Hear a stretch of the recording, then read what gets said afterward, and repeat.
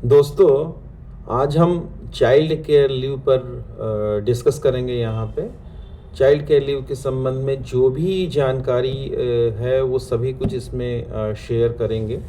Six पे commission में 1/9/2008 से जो आया था, उस समय चाइल्ड केयर लीव का प्रोविज़न स्टार्ट हुआ था।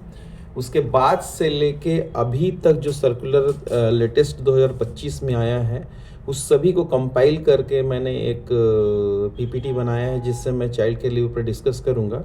साथ ही साथ सबसे इम्पॉर्टेंट चीज़ एक आपके साथ और मैं शेयर करूँगा कि इससे संबंधी जो टोटल रूल्स हैं 2008 से लेकर 2025 तक, सभी कंपाइल करके मैंने ऑलरेडी पीडीएफ में डाल दिया है। उसको आप देख सकते हैं, प्रिंट करके एक नोट्स बना सकते हैं, और इसमें हर वो चीज़ें कवर की गई है जो चाइल्ड केयर लीव से रिलेटेड है। तो चलिए हम स्टार्ट करते हैं चाइल्ड केयर लीव के बारे में। चाइल्ड केयर लीव जो है वो पेरेंट्स को अभी डिस्कस हम लोग करेंगे कुछ देर बाद कि किसको किसको मिलता है, मदर को, फादर को, सिंगल मदर को, उससे भी डिस्कस करेंगे। सबसे पहले ये देख लेते हैं कि चाइल्ड केयर लीव जो है वो बच्चों की देखभाल के लिए, उनके एग्ज़ाम्स या उनकी बीमारी के संदर्भ में पेरेंट्स को दिया जाता है। ठीक है, इसमें पात्र कौन कौन है? तो इसमें महिला कर्मचारी इसके लिए पात्र होते हैं, और सबसे इम्पोर्टेंट ये है कि एकल पुरुष कर्मचारी यानी सिंगल मेल एम्प्लॉय भी इसके लिए एंटाइटल होते हैं। सिंगल मेल एम्प्लॉय से मतलब ये है कि जैसे विडोवर है या डाइवोर्स हो चुका है किसी रेलवे एम्प्लॉय का, या कोई रेलवे एम्प्लॉय जिसने मैरिज नहीं किया है और उसने चाइल्ड एडॉप्ट किया है, उस कंडीशन में वह भी चाइल्ड केयर लीव के लिए उसका एंटाइटलमेंट रहता है। अदरवाइज साथ ही साथ जो महिला कर्मचारी है उसका एंटाइटलमेंट तो रहता ही है। 1 सितंबर 2008 से ये स्टार्ट हुआ है और अभी कंटिन्यू है ये। इस अवकाश का उद्देश्य है कि बच्चों की देखभाल, 2 सर्वाइवल बच्चे तक ही रहेगा, 2 बच्चों तक के देखभाल के लिए दिया जाता है, जिसमें बच्चों के एग्जामिनेशन और उसकी बीमारी के संबंध में ये लीव मिलता है। साथ ही नीचे मैंने आप ध्यान देंगे कि इसका जो railway board establishment serial number है 158/2008 मैंने ऑलरेडी डाल दिया है। तो ये आपको जो सीरियल नंबर है ये हर स्लाइड में आपको दिख जाएगा, ताकि आप यदि चेक करना चाहें या उसके बारे में डिटेल स्टडी करना चाहें तो ये आपको मिल जाएगा उसमें। मैक्सिमम अवधि जो है वो 730 दिन के लिए मिलती है, जो A1 स्ट्रेच में एक बार में वो ले सकते हैं।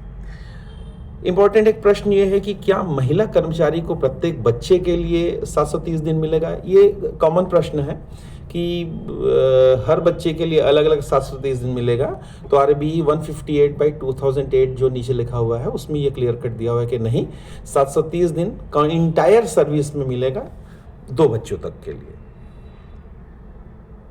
इसमें एज लिमिट की अगर हम बात करें तो सामान्य बच्चे जो हैं वो 18 साल तक की उम्र के लिए इसके लिए लाभान्वित होंगे। समझें इस बात को इस प्रकार से कि ये रेलवे एम्प्लॉय जो हैं उनके बच्चे के 18 साल उम्र होते तक उन्हें ये 730 दिन की छुट्टी को अवाइल करना पड़ेगा। यदि वो 18 साल से बड़े हो जाते हैं बच्चे, तो फिर वो जितनी छुट्टियां यूज़ कर चुके हैं, सपोज टू 600 छुट्टियां उपयोग की हैं, तो बच्ची 130 दिन की छुट्टी लैप्स हो जाएगी। लेकिन वहीं पे दिव्यांग अगर बच्चे हैं तो उस केसेस में ये आयु सीमा हटा दी गई है। इसमें फिर मैं कोट करूंगा कि RB 158/2008 में ये प्रोविज़न था कि डिसेबल्ड चाइल्ड जो है वो 22 साल तक के लिए एंटाइटल रहेंगे, लेकिन RB 18/2019 जो मैंने यहाँ नीचे मार्क भी कर दिया है कि लेटर को अगर आप देखेंगे तो उसमें ये आयु सीमा को हटा दिया गया है।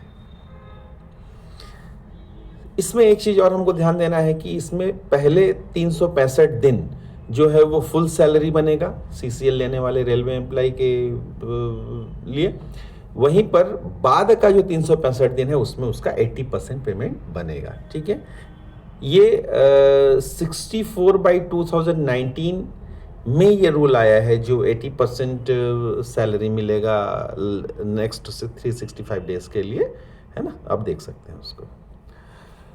नंबर ऑफ स्पेल्स में ये इंपॉर्टेंट चीज़ है कि महिला कर्मचारी है या एकल पुरुष कर्मचारी है, इनको 1 साल में 3 अलग अलग स्पेल में ये चाइल्ड केयर लीव को ले सकते हैं ये। लेकिन वहीं पे अभी जो एक नया RB का सर्कुलर आया है 101/2023 2024 नीचे मैंने मार्क किया हुआ है। इसमें ये नया चेंजेस हुआ है कि जो महिला कर्मचारी है या सिंगल मेल एम्प्लॉय है, इसको 6 स्पेल एक साल में दिया जाएगा, यानी 6 अलग अलग टुकड़ों में ये ले सकते हैं चाइल्ड केयर लीव, बशर्ते उसके लिए कंडीशन ये है कि बच्चा जो है वो हॉस्पिटल में एडमिट होना चाहिए। ये एक एडिशनल फैसिलिटी अभी जोड़ा गया है last year. Minimum duration exams में भी सबसे ज़्यादा पूछा जाने वाला है। तो पहले ये मिनिमम ड्यूरेशन था चाइल्ड केयर लीव का 15 डेज, लेकिन RBE 18/2019 और ACS मतलब एडवांस करेक्शन स्लिप 136 में ये इसको 5 डेज कर दिया गया है, यानी मिनिमम 5 दिन हमको चाइल्ड केयर लीव में अगर लेते हैं तो एक स्पेल में मिनिमम 5 डेज लेना ही पड़ेगा। क्या बहुत सारे प्रश्न रहते हैं कि क्या CCL हमारे LAP अकाउंट से डेबिट किया जाएगा? तो नहीं, इसका एक सेपरेट अकाउंट होता है, ये LAP से डेबिट नहीं किया जाता है। 2 वर्ष हम एक साथ चाहें तो 730 दिन की पूरी छुट्टी, 2 साल की पूरी छुट्टी CCL की हम ले सकते हैं। तीसरे साल भी यदि मेरे को किसी लीव की रिक्वायरमेंट है तो उसको हम लीव नॉट ड्यू के रूप में ले सकते हैं। ठीक है, लीव नॉट ड्यू पर अभी चर्चा नहीं करेंगे, नेक्स्ट वीडियो जब आएगा उसमें लीव के कंसर्न में तब आपसे लीव नॉट ड्यू पर चर्चा किया जाएगा। ठीक है, उसके बाद में CCL को क्या अन्य लीव के साथ जोड़ा जा सकता है? तो हाँ, CCL को किसी भी अन्य लीव के साथ जोड़ा जा सकता है, लेकिन CCL को CL और स्पेशल कैजुअल लीव के साथ नहीं जोड़ा जा सकता है। 2 से अधिक बच्चों के लिए यह लागू नहीं होगा, जैसे हमने पहले भी डिस्कस किया। 2 बच्चे तक ही ये अवेलेबल रहेगा, जो 730 दिन का चाइल्ड केयर लीव है। सर्विस रिकॉर्ड के साथ में ऐड किया जाएगा ये जो इसका एक प्रोफार्मा आता है, वो प्रोफार्मा सर्विस रिकॉर्ड से ऐड करके उसका जैसे LAP LHAP का रिकॉर्ड मेंटेन किया जाता है, वैसे ही CCL का भी रिकॉर्ड मेंटेन किया जाएगा।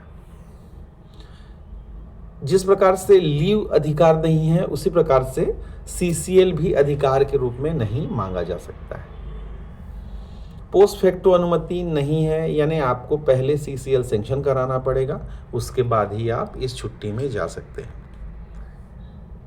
आवेदन के लिए सिंपल प्रक्रिया है कि आप जैसे LAP के लिए आवेदन करते हैं वैसे CCL के लिए आवेदन करेंगे। ध्यान रखेंगे, SOP मॉडल SOP 2018 के अनुसार में JAG या फिर सीनियर स्केल इंचार्ज ऑफिसर ही CCL देने के लिए एंटाइटल है। मतलब सीनियर आपके JAG मतलब है ब्रांच ऑफिसर, अगर पर्सनल की बात करें तो सीनियर DPO, या सीनियर स्केल ऑफिसर अगर इंचार्ज है उस जगह में सीनियर DPO नहीं है, DPO चार्ज में है, फुल इंचार्ज में, तो वो भी सैंक्शन कर सकते हैं। इसमें जो CCL है उसके अंतर्गत यदि किसी ने छुट्टी मान लीजिए 1 तारीख से 30 तारीख तक लिया, तो इसके बीच में सैटरडे, संडे या नेशनल हॉलीडे, गेजेटेड हॉलीडे किसी भी प्रकार की लीव आती है वो भी लीव में शामिल कर लिया जाएगा। प्रोविजन पीरियड में सामान्य तौर पे चाइल्ड केयर लीव का देने का प्रोविज़न नहीं है, लेकिन एक्सट्रीम सिचुएशन, अत्यंत विशेष परिस्थिति में इसके लिए अलाउ किया जाता है। RBE 144/2010 मैंने मार्क कर दिया है, उसमें आप इसकी डिटेल्स देख सकते हैं। लीव एनकेशमेंट, इस CCL के दौरान में रेलवे एम्प्लॉय को लीव एनकेशमेंट प्रदान नहीं किया जाएगा।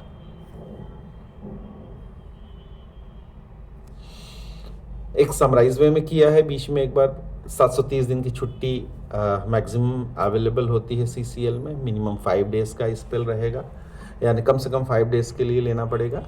और एक बार में, एक साल में सामान्य तौर पे 3 बार हम ले सकते हैं, 3 अलग अलग स्पेल में लिया जा सकता है। ठीक है,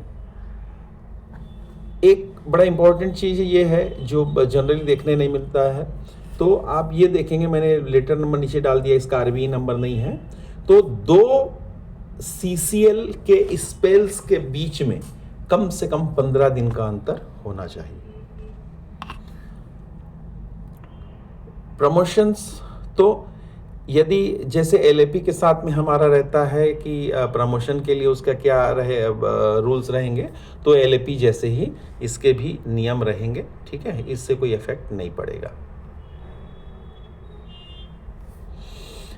एडॉप्टेड चाइल्ड के लिए बिल्कुल जैसा बायोलॉजिकल सन होता है या बायोलॉजिकल मदर है ना, जैसे हैं वैसे ही एडॉप्टेड मदर, यदि हम किसी बच्चे को एडॉप्ट करते हैं तो उसके लिए भी हमको सीसीएल दिया जाएगा, ठीक है। एक बहुत ज़्यादा प्रश्न ये आता है कि यदि कोई सीसीएल में रहता है लंबे छुट्टी में, तो क्या 1 जनवरी और 1 जुलाई को जो 15 डेज़ का एलएपी या फिर 10 डेज़ का एलएचएपी क्रेडिट होता है वो होगा या नहीं, तो वो होता रहेगा एज यूजुअल जैसा नॉर्मली होता है। किसी भी प्रकार की छुट्टी को, हर प्रकार की छुट्टी को जोड़ के मैक्सिमम 5 ईयर तक की छुट्टी ली जा सकती है। रेलवे का जो नियम है उसके अंतर्गत भी ये सीसीएल के साथ में भी वही नियम लागू होता है कि सीसीएल के साथ हर प्रकार की छुट्टी मिलाकर भी 5 साल से ज़्यादा छुट्टियां नहीं ली जा सकती। एचआरए प्रॉपर जो रूल है हमारा 180 डेज़ का जो रूल है कि 180 डेज़ तक के एलएपी यदि हम लेते हैं तो हमको एचआरए मिलेगा, और उसके बाद यदि लेते हैं तो नहीं मिलेगा। लेकिन यहाँ पे जो हमारा रूल नंबर 517/7 का 3 IREC वॉल्यूम 2 के अंतर्गत है, एचआरए का जो रूल है, ठीक है, उसके अंतर्गत हम ये एक नियम है कि आप 180 डेज से ज़्यादा भी यदि आप सीसीएल लेते हैं, सपोज टू आपने 180 डेज मतलब 6 महीने, तो 9 महीने, साल भर या 2 साल के लिए आपने लिया है, तो एक आवेदन दे के, एप्लीकेशन दे के आप एचआरए के लिए एंटाइटलमेंट हो सकते हैं, ठीक है। इसके रूल के लिए IREC वॉल्यूम 2 आप देख सकते हैं। बंगला प्यून को भी एंटाइटलमेंट रहता है सीसीएल के लिए, ठीक है।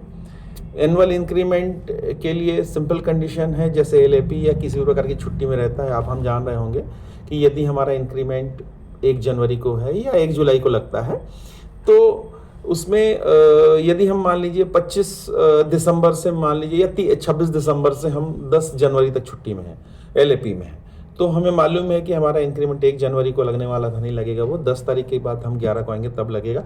वैसे ही सीसीएल में भी हम जो एनुअल इंक्रीमेंट है ज्वाइन करने के बाद ही हमारा लगेगा।